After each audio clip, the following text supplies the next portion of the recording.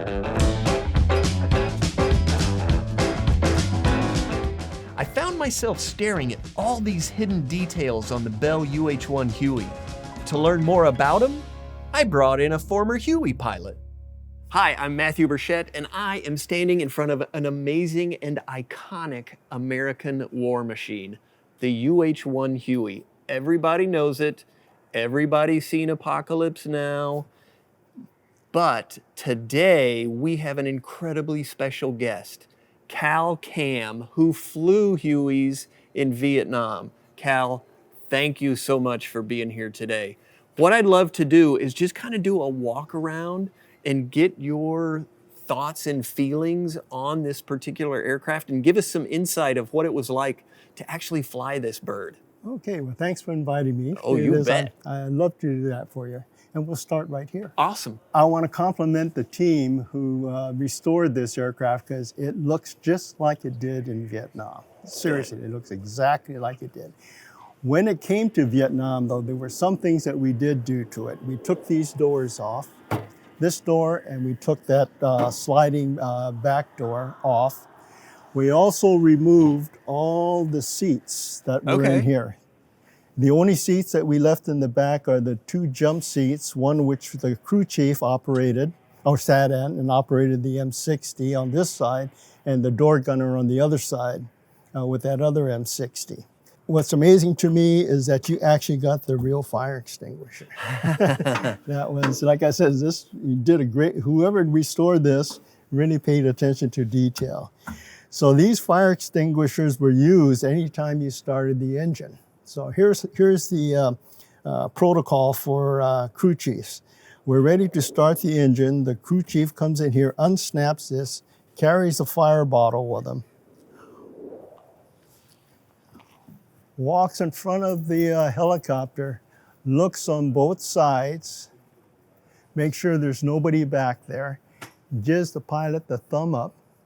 Whoever's going to, usually it's the person on the right side because the start button is on in their collective. That person gives them the thumbs up. Crew chief walks back.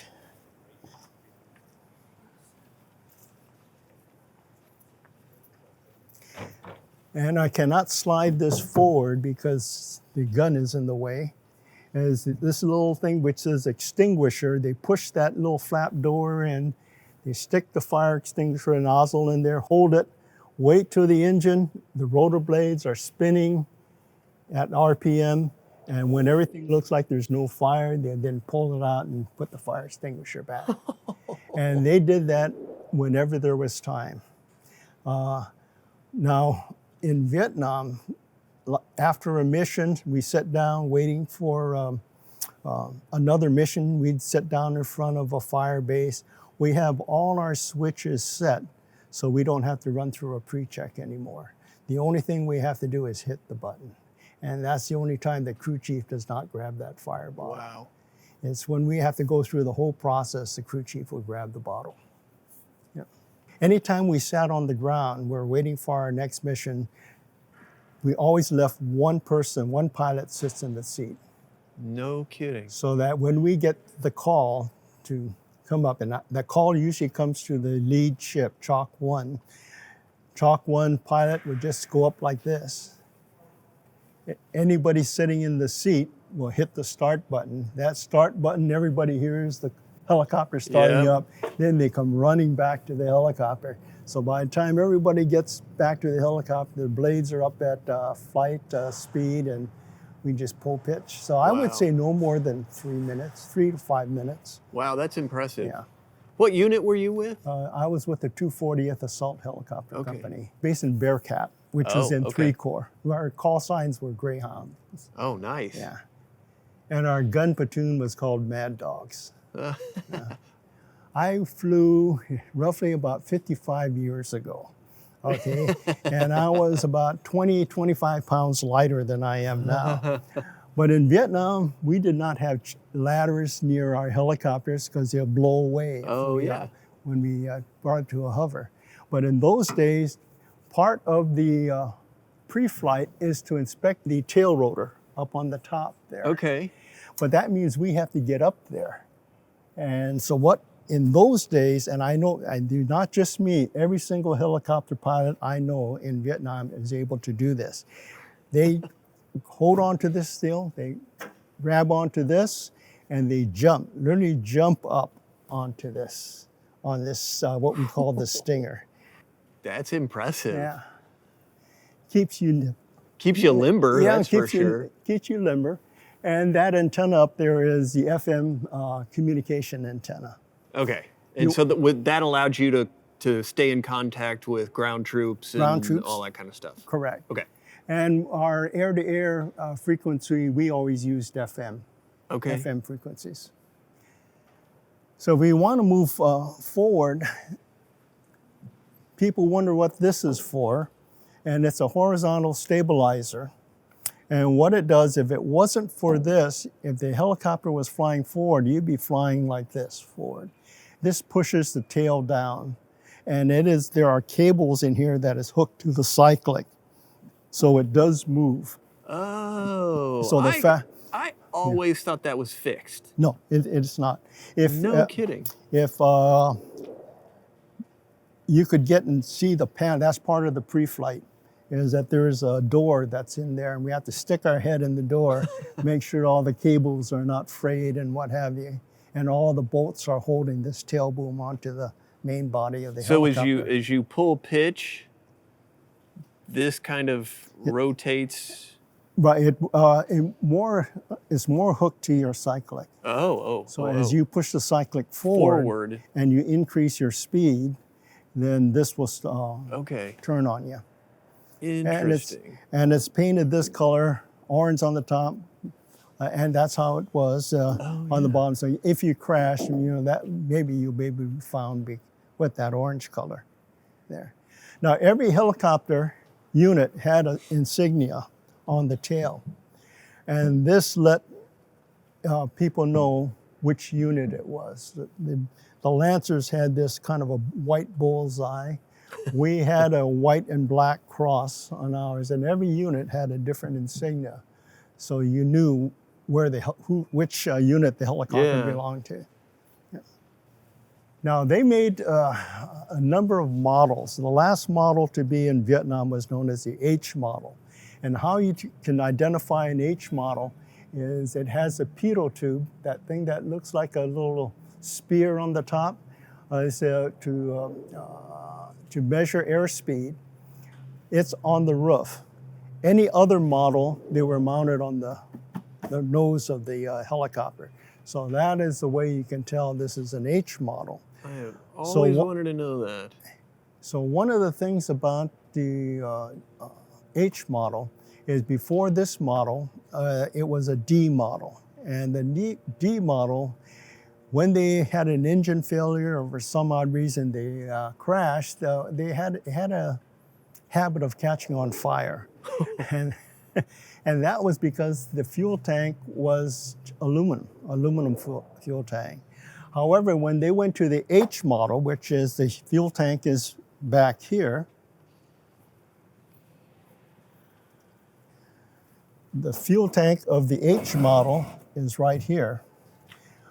They made it a bladder, a self-sealing fuel bladder. So if a bullet went through it, it would seal up. During a crash, very seldom did this bladder rupture. So it really reduced the number of fires that we had with the Huey. So tell me about what actually you did in Vietnam. Okay, like I said, I was with the 240th Assault Helicopter Company, and we flew assaults every day. There were some helicopter companies that flew assaults, but not every day. Some helicopter companies were mainly for support, moving people or supplies. But we flew 2 platoons of assault helicopters, 8 ships in all, every day except for ceasefire days. Wow. Which was our New Year's and their Lunar New Year's. And Christmas were ceasefire days. Were you flying multiple missions a day? Oh, you flew. In a day's time, a slow day would be 10 assaults in the morning. Wow. In a heavy day, we would be anywhere between 15 to 16 assaults. So now, very seldom did we leave our troops out in the field. So we would fly assaults from literally, we'd pick up our first troops either 5:30 or 6 o'clock in the morning. And then in the afternoon, we would then pick those people up and bring them back in. So the full day of flying, you would start at 6 and you'd probably end at about 5 or 6 o'clock in the evening. Wow. About 12 hours every day. So Cal, you actually donated a bunch of your photographs and artifacts. What's it mean to you to have your family's history here at the Museum of Flight? Okay, like most veterans, they don't talk about their time in combat. And there was a docent here, Ridley Wilson, and he was of the Korean vintage time. And he convinced me that he says, if you do not tell your story, it's going to be lost forever. And I took that to heart after he must have told me that a million times. And I says, I have all these pictures, I cherish these pictures, but I says, you know what, when I die, it's going to be lost. Yeah. And if I donate these things to the museum, it'll be part of history, not just for me, but anybody else who has served in the war. And my dad was in World War II, and I had some of his pictures. And he also was in the Korean conflict. Wow. So he was in 2 conflicts. So I wanted to honor him by donating at least those things that I had. Well, we appreciate that. Yeah. And the other thing is I know we're going to get questions, and I know you specifically are going to get questions from our audience. They don't want to hear me answer it because I wasn't there. I didn't do it. Would you be willing to answer questions when they come pouring in? Yes, I'd love to. All right, you heard it here first, folks. Cal will answer your questions. Not me, Cal will, and it's going to be super cool. Cal, thank you so much for doing this for us. This was amazing. This is really kind of down in the weeds kind of stuff, and it's the kind of thing that I love, and I think you all do too. So we're going to wrap this up, and stay tuned because you never know what we're up to next. And make sure that you reach out on Facebook, Instagram, Twitter, all those social media platforms, because we're on all of them, and we will answer your questions, unless they're really ridiculous, and then I will answer those. Yep, I was a principal for middle school. That's the most dangerous job. I was about to say. Yeah, the lunchroom is a combat zone. Okay.